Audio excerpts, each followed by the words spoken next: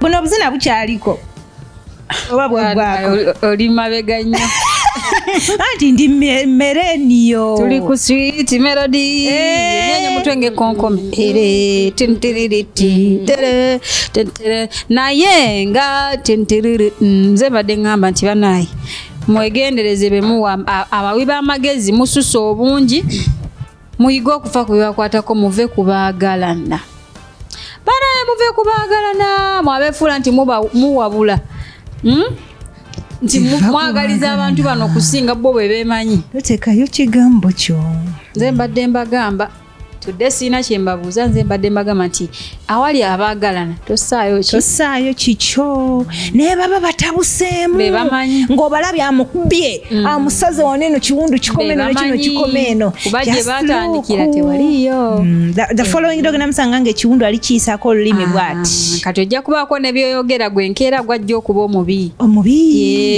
gwe kiremya gwe katabuzi. In short, your opinion does not matter when people are in love. Era wakunyemeza yankubye nankuba sorry okay muna ensi bwetyo n'okuwuliriza at some point oyinza because agambe olaba nali munyumizanga ng'olaba engeri gy'atunulamu agamba kale nabiraba naye nga bambi sikiswalyo program Sista Code bwetutyo tutandikira mu masannyalaze ne gakkubirawo straight away ng'oli ku fulo wali weeyaze tubeera buli lwakubiri ssaawa 5 paka mukaga ogw'ekiro osiibye otya nno munaffe our dear viewer our dear fan we love you too we love you back we even love you more thank you for watching notula full hour you're watching us nga tetukusasudde kasente konna thank you for choosing Sista Code and thank you for choosing Galaxy TV Konkone. My name is Zainab Ali. Vicky Oyanji, the first lady.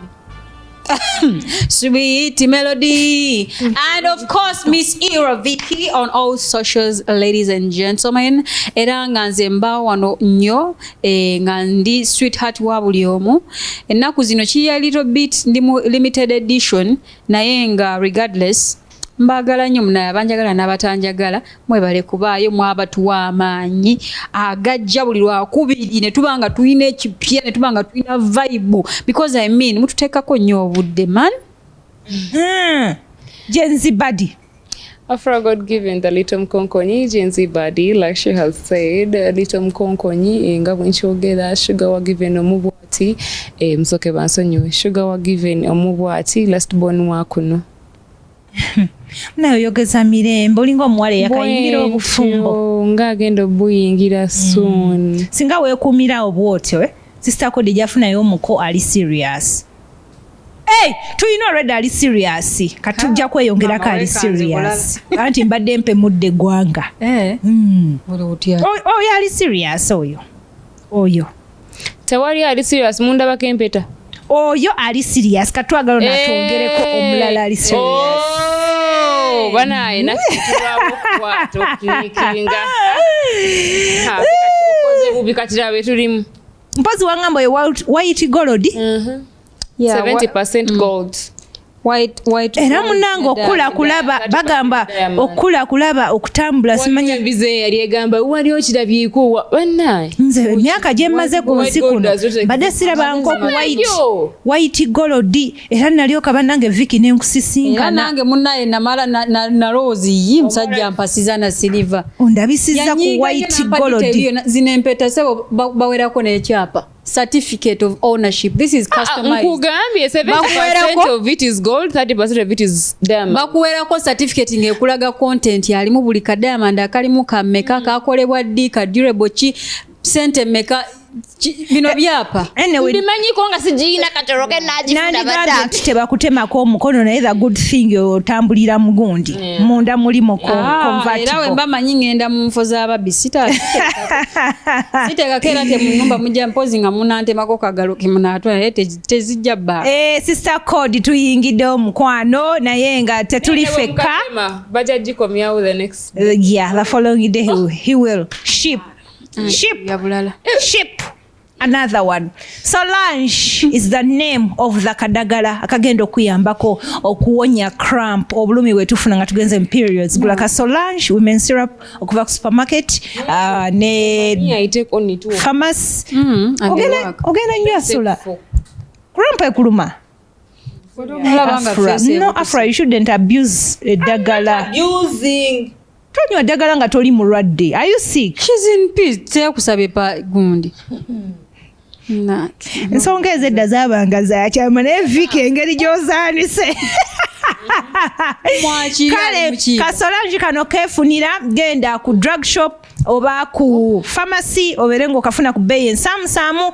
Ku pharmacy wanyini bagenda kulagira engeri gy'okanywamu okulaba nga weetangira obulumi bwe tufuna nga tuli mu nsonga z'ekyala oba kuba ku namba 0774 499 894 bakulagire woyinza okukafuna. So today we are going to shake some tables.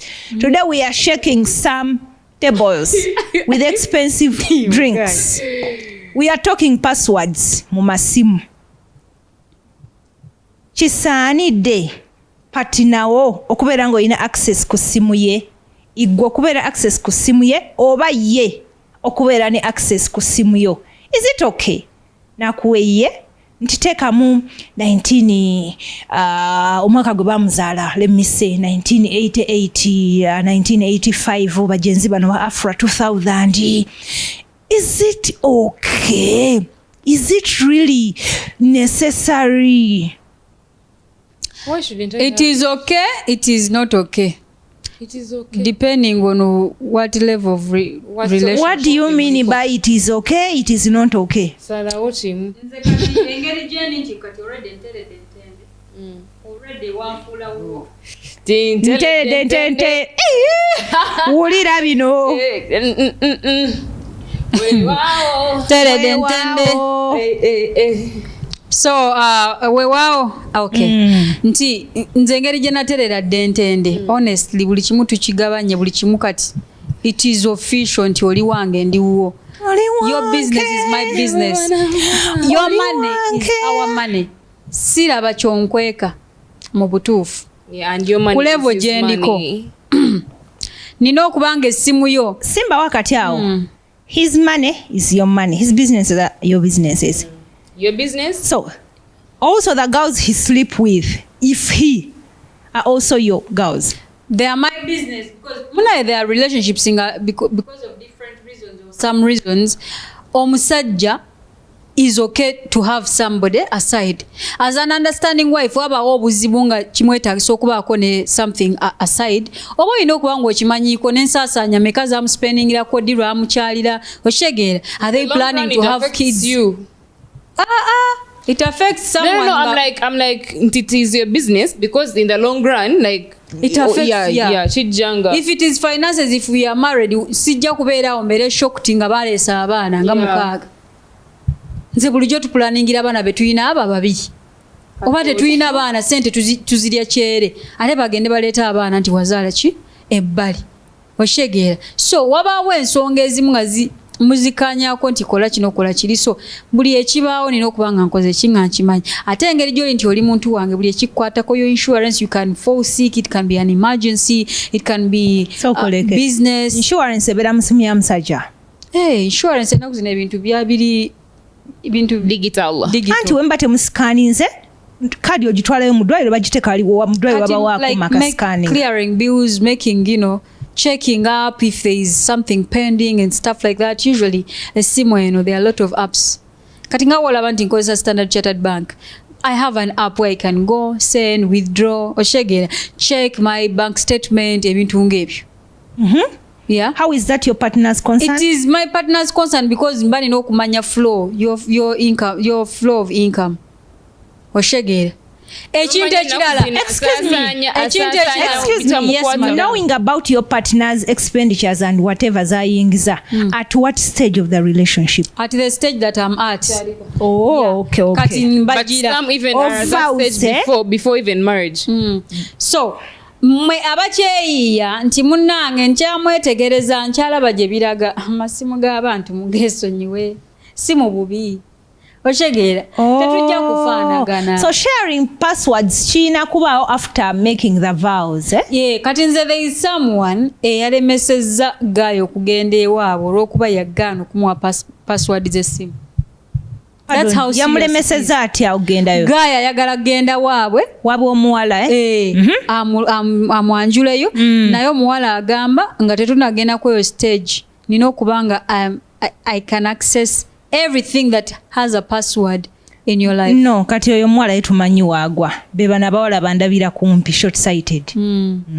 Sina ndabira kumpi nga probably ngono bwagambe nga oli alaba ali ku stage yogende waabwe naye ngono tanakakasa bulungi oba tanasala bulungi nti ono gwayagala otwala ewaabwe. Tamwagala. She doesn't want him to kugenda waabwe. Because it came to my desk, by the way, this topic was given to me by one fan.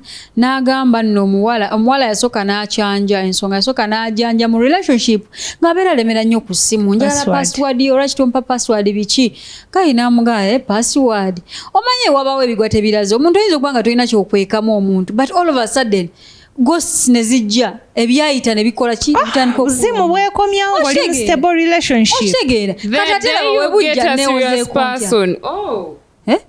kugambye nze nabeeranga wano nga ndikyabulakuta siina yadde aŋŋambako yadde ekiyenje nga tewali yadde aŋŋambako tewali ki naye ne benneegombanga nga tewali asobola kuntukirira naye olunaku lwe nagenda naye nkuba ebirayiro mu kkooti enkeera we natandika okulaba abapote nali neegomba be nali nsuubira okubanga nsobola okwagala nga bazze mu inbox yange oshegeera stana ayina effujjo I tell you. So, omuwala n'alemerako namugamba njagala password z'omulenzi n'agaana ndowooza n'amulinda kuba ndowooza omulenzi ayagala nnyo ki omuwala ate olaba bano abalenzi waliwo ebintu bingi ffe abawala obwongo bwaffe bwe butasobola kucontaininga Gaaya ajja kuba alina bibizinesi bye byakola nga honestly it is a mind y'omusajja yesobola okubihandolinga ogenda ogwe mu mbize okitegeera ate ogambe musajja mubbi omusajja ayogera negundi babeera bangeera n'emikwano gye obeeraawo ng'oli mu kutya so nze naalibadde mbawa amagezi password y'omusajja gireke okujjako ng'otuuse ku stage ya Vicky gy'aliko ku stage yange nina olukusa olumugamba nti wootagiggula nnyabula ogwo musango bwagaana nti kati kiba kitegeeza teyasalawo bulungi naye nti kati ebirayiro wabikuba dda so tosobola kuddaka dda nnyuma ani gwogamba ebyo badde manyi wa stoppinga wa parkinga bagamba wano woti bwesifunira ssanyu nvaayo tonyumiza mpeta wamakyaliwo okay kale waliyo essanyu tugira tubeerayo well nze password yange I only have a password in my phone era gino emirembe gyonna n'okubanga omusajja n'atera n'omutimba mu bipande kuba nti ampa emirembe gyenjagala andabirira kalaavu ate kati bannaye keyategeera gewanta olaba wakuuse evivi ku kolas nga ngamba gutuuka ddi mu kamwa ugende maaso. My man at that time, you're my man and you're one. When we break up today, we are done. Tomorrow, if it is another person, it is another person. But you're not going to be there, two of you, ngatogera bintu byebi moshegera. So I'm very conscious nebo no searching what I know what we do. Ntogenda musimu, togenda munono nyamwe erinya. Ogenda bagenzi ku WhatsApp, no tapping amwe kigambo, love you. No lava chats, what appearing ira mu ne groups ya abachogerera mu zona za appearing oshegera. When you type it there, ogenda kola what appearing ira. Nga appearing demu chats si manya wati, manya those things. Like there is no chat again sanga it rhymes with what we talk about me and you. Are you saying bobo yagala omuntu at a time oyagala omu? One at a go. Okay. We are done today, next, but one at a go. So kati much mind there is nothing. Do you have data chats with your man? He's my man. Yes, so I do. What if your girlfriend, your friends, your so-called friends? Exactly. When they see it, I am talking to my man, not your man. Excuse me. No, it is. Excuse me. He's not yet my man because time. Excuse me. Do you have some dirty pictures where your man shared his cassava? No, we do not do nudes. Okay. Yeah, we do not. Yeah, if you want to do, you go and see it physically. Yeah.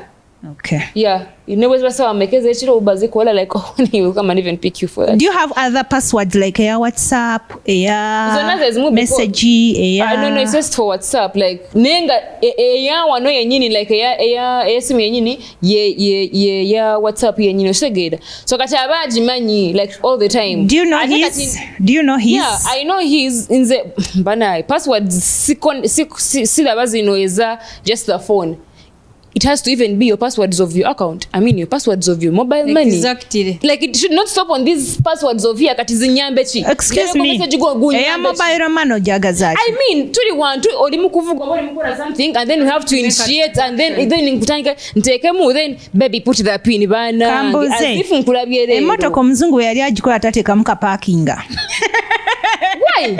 Na parkinga na weleza sente. I am being a passenger princess honestly to do all those things that you cannot do when we are supposed to. Passenger what? Princess. Bana muina titles in relationship. Kanoka pia. All that being said, Afra Zainab. Olaba password zino bannaye bana bawala ebintu ebimu mwaberetera okubi endinga bannaye omuntu wabanga kyakuyisa mu ngeri gy'oyagala ng'akulabirira buli ky'oyagala kikuwa mu budde game agikuwa obugabiriza abukuwa mukwano lwaki oba otinkuula lwaki oba onoonyereza ensonga egenda okubasatula. No, Vicky, sorry. Let me tell you one thing. The earlier the better. To me, that's what I always say. The earlier the better. And then, what will hurt you 10 years from now can still hurt you today. What will hurt you today will still hurt you 10 years from now. The earlier you know it, the better for you and for this other person. So it's up to you. Obalabanga onomsaja ampa buli chenjagala ampe mirembe egemo. Inga bobyoge debe na bugabiriza and everything. And then you find out something that you are not comfortable with. It does not obo inokuswa no wenga no gamba ebirungi byenfunamu. Biweyinga more than chino chendabye but chino bachiranga chiweyinga more than that then ngocheka nechabika. If it does not no manya okay the honest truth is bana guy ali perfect bishushi mama why watchiri ngochimanya at the back of your head there is this red flag or there is this loophole jaina. You're better off in the know than you in the dark. Would you end a relationship omusajja nagano kwa password esimu? I would not start it. Excuse me, on your first date wasabira password? For some reason nesanga nga tujisinga nganjimanyi. I don't know. So let me tell like you it guys. becomes that easy. Like it's not like ngugamba nti I want your password or something but I would maybe want to because at times you don't ask because twaiganta abantu balimba ate abantu ebintu emu babiye babifuka ko stingy. You don't ask them directly of I want this, I want this. Omubuuzi ogimusaba mu magezi so mbe ku simu yongireko n'ogikwatako oba ogendako bakoba ki whatever it is kyewebuzabulizaako nomekinga sure password egenze ne mugamba gundi pin erichi nolabanga kugamba no nagigamba jimpe nkuteremu ne mugamba no ngamba it is okay then nemanya ono he's not comfortable with it. That is one of the red flags Zimbani. But let me tell you, before you call it a red flag, ladies. For me. Before you call it a red flag, let me tell you something. What about these guys? Sometimes when they are dating you, you are not actually the only person they are dating. And that's okay, we know. Especially if this person is at a stage of, yes sir, wanfuno omuntu omutufu gwensetolinganye. He will have a couple of you, like 2 or 3, nga bakolera ebintu byebimu, alabe buli kino engeri gya respondinga, eri byakola, buli omu engeri gye yeeyisa, buli omu kyagatta relationship eno, then natuka nakola conclusion. Usually I would prefer guy nemanya passwords zenga he's willingly giving them to me. Nganze sikolesa ngeri ya kikujukuju because that's blackmail. No, that's not blackmail. That's blackmail. No, kankubuli Vicky. Me accepting because oina abantu basatu I already know. Oluzungu. Oba ekitufu mwa. Oluzungu because I don't I'm even forcing myself to English because mbadde nkoza nnyo Oluganda. Olugwire n'okugwa meanwhile. Mwana we baana baze ku TikTok. Anyways, bana. Okay, that makes sense. Olaba ngabo kama nto omuntu akimanyi aina abantu basatu.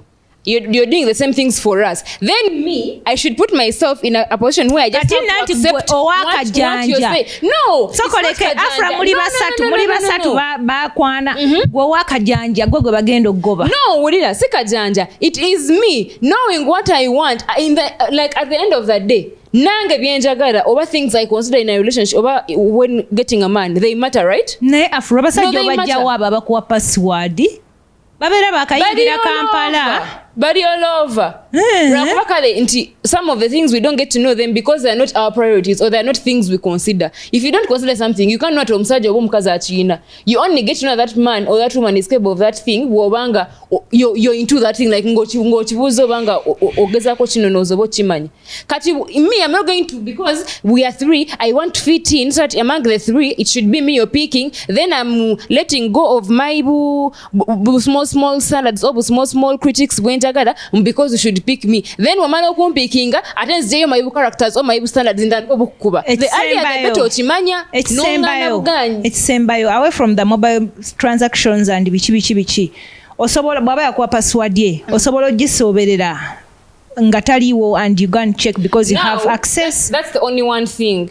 When I have your password, there is a sense of security I have. In my head I feel like, what's there to hide? If it was, he would not have allowed me to have his passwords.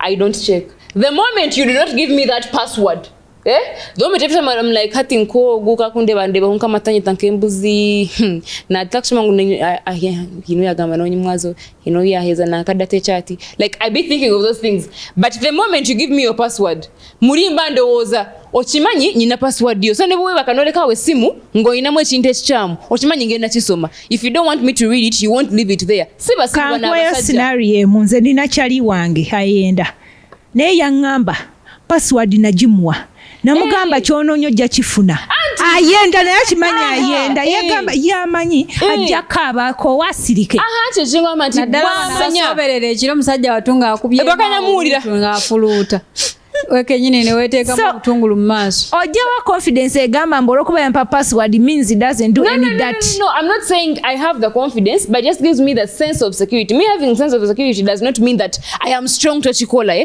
I'm just putting it in my head. I'm like, nebwaba chikola ayinza okubanga achikola twakatandika Vicky ayinza okubanga achikola because he's a man. Sawa zitano n'obudakiko buyiseeko, but in the long run when tuka nechimanya nti kale maybe ayo negundi then I go and I'm like ayogera naye bichi nenda bachati yawe nengamba kati ono unoteja muntu alako ono nedda nemanya who to be worried.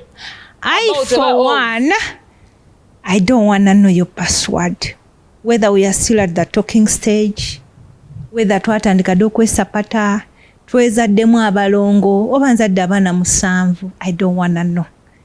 But vice versa, naye yange era tojja kugimanya kubanga ku myaka gino gye ulira emyaka password yange nzibu nnyo. I'm like, I'm sure iyo afanayo like ojifuna. I am the most clean. I am the cleanest girl. I am the cleanest lady. Tesimi yange ne wosiba na actually I don't have people even who call me. No, Shenga, not that. Like Shenga manti okujimuwa like wakoze echi okojimu. Anti omanyini nemputu yonjirina. But I was saying, sagala manya iyo tojja kumanya yange. Tuberere wao tutambulirawo. A phone naye njagala tubere mbuli obwesigwa. Njagala webulire ng'omuntu omukulu. Okimanye nti nasalawo abala bonna ne mbaleka. I settled with you Zai, or I settled with you Musa, Karim and so on. You are my number one. This is what I say. If you're doing your dirty, please do it from there. If you have your other girls, tell them don't text me. Don't call me. Oba just if you're texting me, just say hi. Don't say hi, baby, because some messages pop on the screen. Akugambe hi nti bwenkuddamu bwenti ngomanya ndi waka. Oba bwenkuddamu bwenti ngomanya yes we can talk. Yes. Don't call me.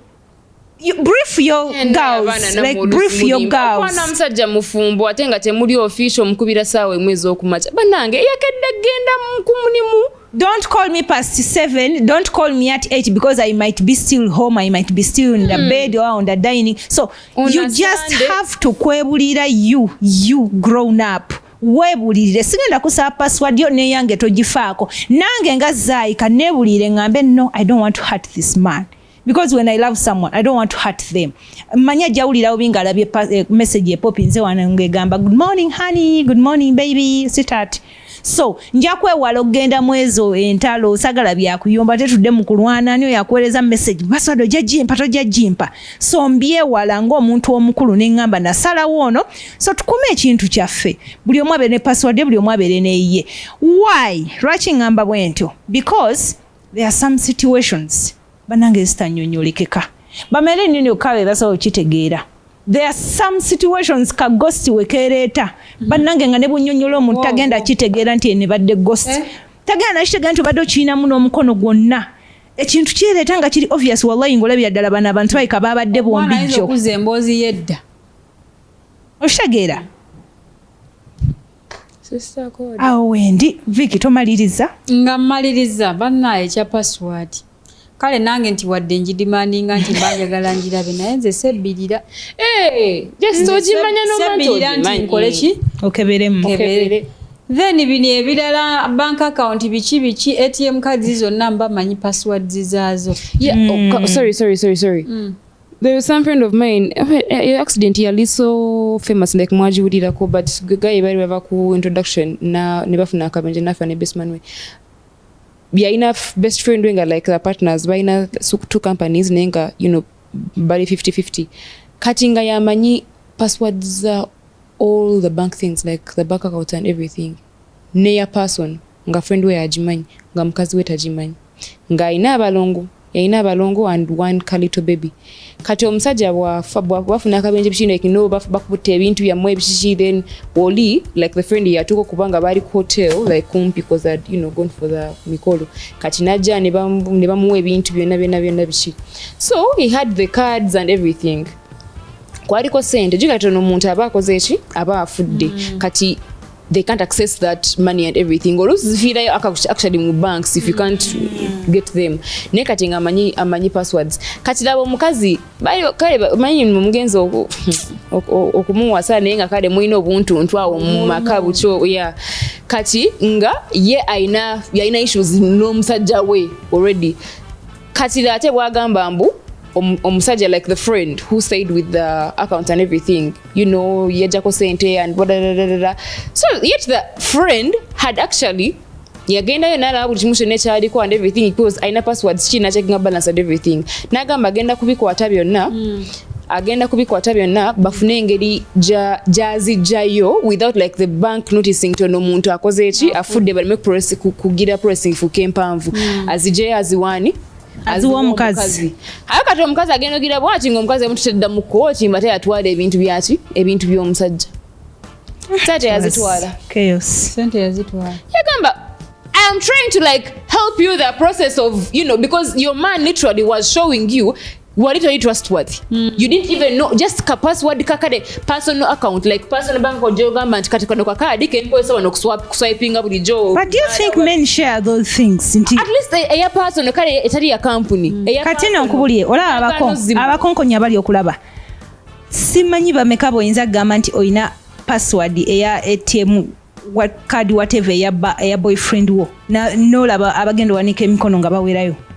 Not even 50%. Anti abamu muli babbi muli bayaye agenda wicked beating a sweet zero balance.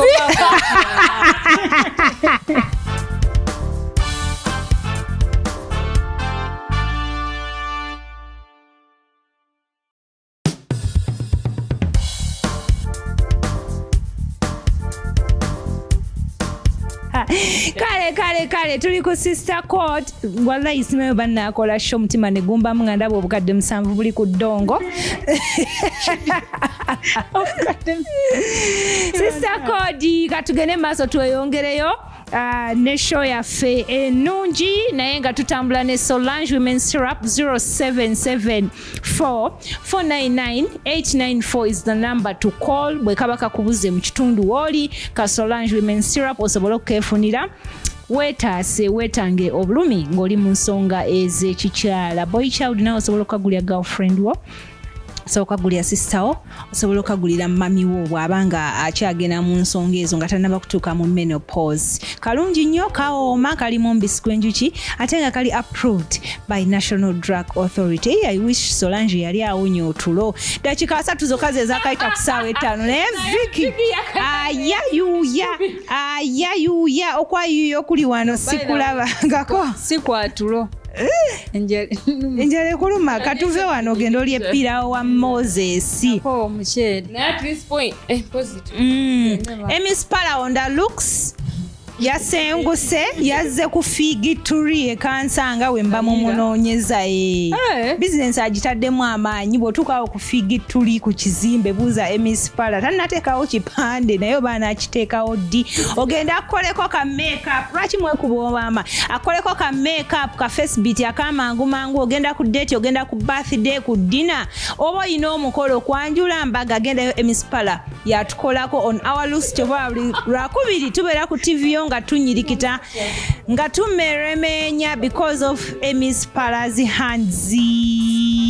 Kakati in this era gye tulimu oba nedda byaliwo ladies approach men ne banje ensonga zaabwe nabagamba you no longer want to approach us. Obuzibu buva waawano abasajja ng'omu approachinze tebatutwala serious era gamba kyekyanneekwanira ati why mwenga tubakwana mwenga mutukwana venga tetubanenya. So why do men don't take serious these girls or ladies that approach them ne bateekyama namugamba zazi nze buli bw'otambula 6 pack ezo ndaba zizina nze banange wampanvuyira ebiriyo kitegeera nakamba nze liizo wendofi obe n'oruga muturu n'enjala kale enjala the way kisizi feeling nze kazireeta naye maame zimu ko kirabe producer ojja kwongeramu amaanyi maanyi noonya n'ekigongeramu ngalo the way abantu okay like society gye tulimu oba eggwanga lye tulimu because I mean batwanira ba Uganda kale taba mu current but then the way people know even with the woman emancipation and everything, but we still believe in that whole thing of a woman does this, they wako mukazi yadi, it's manya in charge of what, the man is the head of the home and da da da. They always still take those things from the atheists, like from the tradition, like from our cultures, they always still believe in them.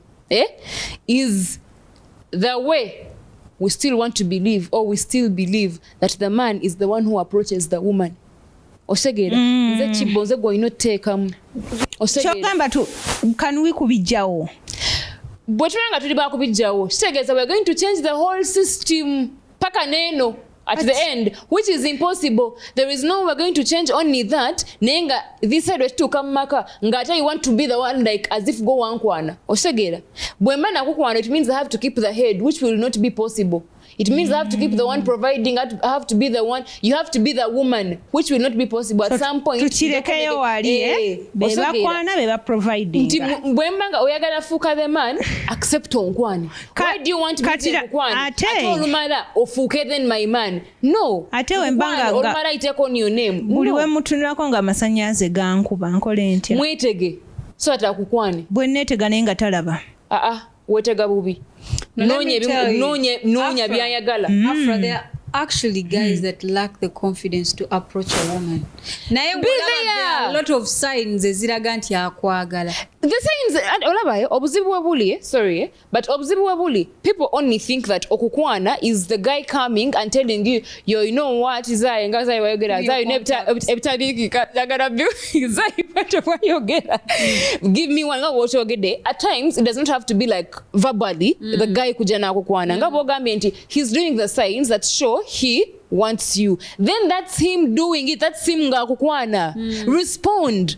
How? Respond with the signs as well. By coming and then mukwatire mu moment nga tewali aliwo mudakona mbenga agwa muwe mimwa. Whatsoever it is, because by the time so why is it that most people were tukola ekintu ekyo agwamu amaanyi n'agamba I know kati it's actually about the guy who has been giving you all signals of I am shy to like open my mouth and say ABCD but mukwano olola kati tuli ku guy nga abadde takuwa signals nga takuwa signal nenga go mwagala nga nze mu feelinga do everything possible mukoleko research make research osegera mukoleko research manya kyayagala manya efo byayagala manya ebintu byayagala be around those places bwabanga ngo mbyogera no bwabanga wagofu beera like do all the possible things Afra wali otandise golf what happened abana azija gofu bakwananga ne bawo wali alaba so you stopped asinga sente yatwala you stopped mama omusajja yagamba nze sikuliiko ndeka sinaga kuntwala kunga ntunula nagamba todda now oba okiraba kale bambi become uncomfortable there trust me, you become uncomfortable yourself unless you start playing. Naye ate kati nawe otandika okuzannya kati bwe wali ogenda wali okola ki wali bolo gaalo oba ng'oyimirira buyimirizi? I mean, he's cheerleader. Na daddy wakubayo kaka. Meanwhile, you don't have to. You don't have to. You do ku golf course teboogera or disrupting people who be sokoleke bw'oyogera okanga obupiira no like momentum oli jaba naye cause obo inotambuza like obo playing with your like mentally and you know the whole body. Kati how do you so you need the no like being around ngakulaba ko yene wobera ko mboli ku simu just obachi you don't musima ne nkube etonye musima muve like rules ezili kusaawe ekyo by the way temuvaako musigala muzanya mpaka gundi rounds zonna nemunga zonna ziweddeyo newe beri mu hailstorm kiringa onogamba nti mu football baba mu kisawo ky'omupiira gwe lwakubeera ate simu bwevuga baba bagenda bizanyo silence sokoleke mbeera nga bali mu swala esimu ebeera mu silence basooka ne basoma embeera y'obudde because I'm thinking kwene enkuba etonnya nesitula n'amayumba rules eziri okwo naye abasajja bakwana akukwana bulungi ng'owo wali awo tebalina nsonyi ate bamanyira n'okumanyira sinakwana university ekyalime tutuse tutya ku golf mpozi anyways nga twagala kugamba nti omusajja wabazanya golf ngende ku golf course you know what exactly this person is into the kind of women he's into you might be there nga gw'omwagala oyagala mwetega naye he's not into you never olikola otya he's not like into that be on the show and yap kati oli awo ndi awo ndi mukwetega muntu ayagamba kati no muntu omwetega nga oli muddugavu kyokka nga ayagala beeru osegera so you first know the person otherwise ogenda kuba mu depression bwekiba kitegeeza nti omwagala owulira omufiirako you feel like he is the wava mu ribu ye ayagala mweru nga we Afra tuvuddeko eyo step y'okumwetega anzikiriza kagema oba muzanyeyo bubiri busatu why don't they take these girls that approached them first serious nti ne bwaba akukkiriza bigenda bba byakwesanyusamu batono nnyo akutwala paka ku katuuti ne mukuba ebirayiro nga gwe wamutandika because it still goes back to the whole saying of like, you know, what people say and what we have grown up hearing. There's this whole thing of I fell first and she fell harder. That's how it has to be. The man falls first. The man falls first and the woman falls harder. Nti oli yasooka okugwa gwe n'ogwira ddala. Mboshinobba. Nti kati when you the girl, because now you see us the girls kwesa emotions and bichi ukakulide mundu muno uliranga banange you cannot live without them muno uliranga mkwano obwo mulano omuntu omulala naye wabanga wakumeti ogamba Yesu mukama nayenga if it is the other way nti get what hard boy I can move on so if it is you who came to them like again nakubalaba maybe like yalita kulimu kiryawo segera so there is no reason for him to like, you know, keep there. Also another thing, when you're lady no chikola, you're taken for granted. Obola zobo na fobola zenti you're desperate. Obola zenti bami wadiba no divida dala no bako. Na eva na olusi sibwe chiri. Izo wate wadiba na yenga abantu bako approaching they are not your type sibe abantu be wandiagade baje. Then echintu echira. Okubanga type za nsize zinkwana na kwa kudiba. Then echirala omuntu abalozo oli muyayo omuvuka gamba omuwala banaye aina she has guts. This the audacity like for me. Girl.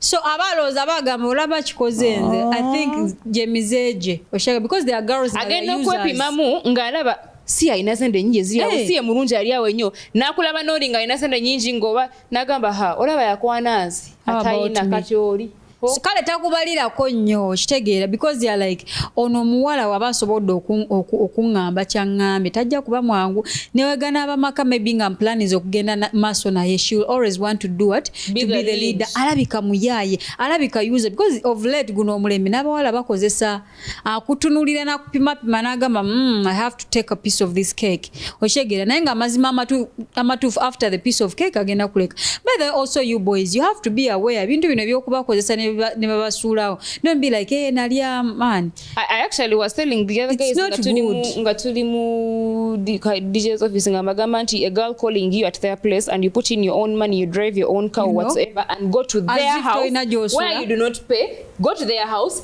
eat them from there it's her using you bwaba boyfriend wange it's a relationship like it's like yabakulidde koromanya nti yalidde koromanya nti yalidde baba kusombye nti leo wamusombye koro yabakusombye asombe yabalidde oshege yeah because when you're coming to my house one nga nange bwenzija nezeno tuntu ogenda kuja with some things for the house oba ogenda kuja and it's me serving you what is in my house why are the rules written into we should only request part from his because webiswalizanga it's a one stand bichi one night stand but if it's a relationship we've been in a relationship for 2 to 3 years this weekend we are at mine maybe the other weekend paying for all the bills paying for the rent paying for the water paying for the electricity nga ne fridge omanye ebintu ebirimu because gwabigula naye oba none of the above okay because when you're doing that this is like your home it's only me keeping your home the issue is about bills okay if it is me paying everything gojja nkugambe baby I feel like I sing it today ne wesitula joli wonna novuga amafuta go nokola nojja ne wereete ewange ng'ennyumba yange togiinaako wadde ata my dear mba nkulidde ne mukikolwa abawo akamanyiiro demu aba akulagira I want it like this oba omaliriza you don't even catch a breath nagamba nze nkyayaga si n'ekyo ogenda ogiraba oti mbogenda nagamba banaye amazzi nago bagasasula neyakana yali kumpi kugwako so boy child bwentandika omulire wange ogw'omwezi asasule rent tagulinda nakugwako in fact he can pay 3 months up front or do you know that guy abazungazunga ewaka olusi abawala bebawa ne transport money shia omaze okunkoyo nsimbye waya ate nkuweza amafuta naye abaako ejjukira amavivi gaba gayisa anyway mbadde ngamba vivi terisimbika respect to all the guy them abasajja bano bayina oba pride sijja giyita pride but waliwo ekyo ekintu katonda kyeyabawa nti they are the leaders so bw'oba omwerumbidde n'omugamba ekintu wamalo sapata they take us for granted why because abalaba ngeyamuyisaamu amaaso wakakkanya obusajja bwe wanjoga he can't take that route into atandike journey eyo eya serious relationship naawe because alaba nga amanyira mbwankwana kati abagamba so how do you start having a child in this man who did not have the audacity and the guts to come and front you kati mbo omwana wabakolesa mugambe njakulopewa taata waja kuba kibeera abagamba njakulopewa mama waja kukuba anti mama weya there is that oba bagiyita masculinity simanyi we bagiyita naye y'abasajja nga it's just some ego they have I'm thinking omuwala akukwanye n'ewaka y'abatowa orders ogenze naye maaso because eba character y'omuntu n'abakozi gwe batya me I have an example of where I was but olaba Vicky sokoleke omukazi n'omwami bakontributinga ku kizimbe kino naye ng'omusajja tayogera omukazi yayogera abapangisa batya mukazi okusalawo ennyumba ya ssente meka mukazi buli kimu ky'omubuzaana naagira ajuliza mukazi okitegeera ng'omukazi yali in control olaba abakazi tutowa order nga ku kizimbe toyinaako wadde ekikumi kya seminti kati olongota olaba even when a woman has like 10% ku kintu ekyo nga gweinako 9 But also they have this fear nti wabadde okyogedde nti aŋŋambyeko kitegeeza ne mukwano gwange asobola omugambako. Okay. Abaneyo fear nti komugambyeko ojja kugambako ne kyaliwo ogambeko n'omusajja omulala n'omulala. Then n'ekintu ekirala bakulaba ng'omuntu ataakuzibwa baba baagala nnyo okumanya ovaawa what kind of family. Toli mubuulirire gwe tomanyi nti omwana omuwala gwe balina okunoonya. You are supposed to be kyova olaba kituuzayo ku tradition and culture, norms and so on, values, because in the other world ate it's okay omuwala okwaapproaching omulenzi. Western world. Very common, by the way. Western I don't world. think it's okay, but they've just made it common. Something being common does not mean it is okay. Abantu be tebalina culture. That's one thing you have to know.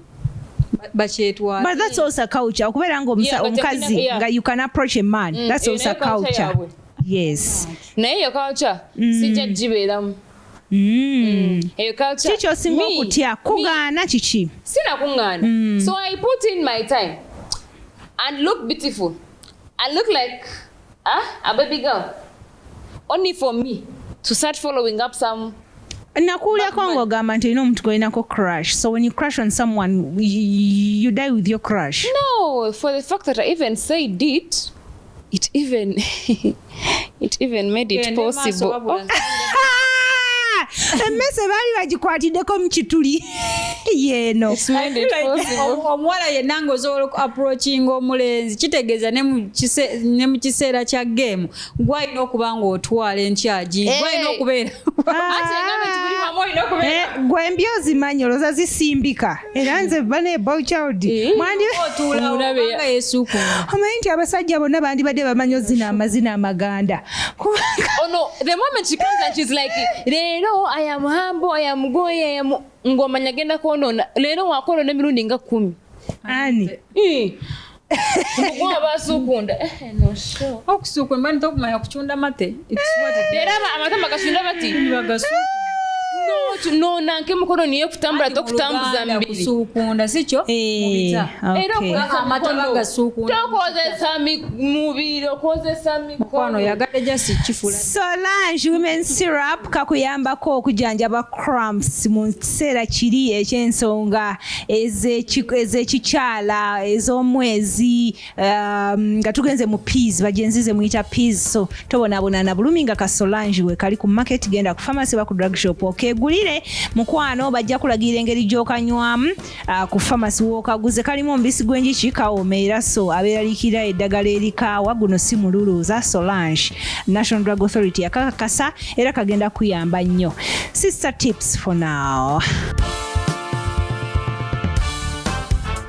In today's sister tips sigenda barisaayo tubalaba mwefuula batamanyi kino naye nga mukimanyi twagala tuddemu tukaatirize ku tips zosobola okukozesa okwewala embuto ze muteetegekedde tususse okubalaba ku mitimbagano ba single parents mufuuse bangi especially single mothers mutamba buyambi takola ki naye nga mubutufu oli tomanyi nti oba toyagala lubuto nedda naawe olumu abasajja babekyanga ng'omwana amaze naweza myaka 2 mwaka gumu 3 years bannange naye most cases abawala mwabekakatika oba olaba nga tonatuusa kuba capable kulabirira muntu mu bulamu bwo nga gwe single handedly tosobola labirira mwana ono mukwano gira bwoti oba tosobola kugira bwoti kozesa enkola zino osobola kukozesa enkola y'ekizaala gumba yonna mu kizaala gumba muli family planning muli emergency muli family planning mubamu contraceptives. Family planning ina types nyingi contraceptives, IUD, kaweta ka wansi, piso, amakerenda. Kano bakayita batya? Keko ka IUD ndoza. Ate akawansi? Kawansi ke kakoyiro. IUD ya wansi. Kale, nze ngeri gye sibikozesa. Engeri gye But then the information is all over. Kati nze kamba bulire kweno pano wekuba kuliko omusawo ayogere. No, but the information is all over. Kale muginoonyerezeeko naye nga The only okozesa kigwe nze because n'abafumbo bakozesa family planning. Kati nze obufumbo bwange ngeri kibaluwa obufumbo bwange fe obufumbo kale obufumbo bwa Vicky tebubakwatako. The only solution to avoid all that drama, abstain from sex. Wanji abstain. tukimanyi kiyinza okuba kizibu muko. Only the moment you open, whether you're even on family planning, anything can happen. Our hormones change, their bodies react differently. It has been working for a year and you don't know what happens along the way and it stops working. Yet remember, you thought it was still working. If you had abstained, you're not going to go in all those. You will reach a point when you want the sweetness. Who have already tested. When you want the sweetness, abstain. And when you want the sweetness, dress up. Okay. Kyenyinza bagamba like toka wetunulemu oba gwe weesobola. Nze nga zaayi waabwe nga saa kwegulira mmere essowaani ey'akanaana. Mutuufu eyo point gyokisesa naye mazima. Sooka weekube mutoki oli ekyemisa oli ekyenkye ekyemisana n'ekyeggulu. Gwe mwennyini olya mulundi gumu mu lunaku nagwo gusooka. Ndi wano naatera okugamba nti kanzire ewaka. Ate kati nze ngende naye ewaka. My mother used to say n'omuzaana omulya. Omuzaana omulya. Twerabira nnyo gye tuva nti kati abantu abamu tuva mu gundi background eziri humble. Nti jjajja wange oba mama wange tatanga ali eyo wala mitiyana. Mulimu abantu abali well planned ewaabwe bawaliseeta mukono. The house is well built like an Irish man. Akaana kasaana n'okuddukira wano ewa jjajja waako nze wembasi kasobola ali e Kampala. It's okay fulumya obwana nga bw'oyagala. But wetunulemu nti ewaffe ogambe nti tata wange dependingidde ku nze baganda bange nze mbaweerera. Nze kennyini mpita ku lugoye ku ddamina ne moggula. Ne landlord asiibaako nkona. So bw'oneepimamu ng'olaba teweesobola tuve ku biri bye bagamba mbu buli mwana ajja n'omukisa gwe. Bw'ojja n'ekisiraani. Nayiba.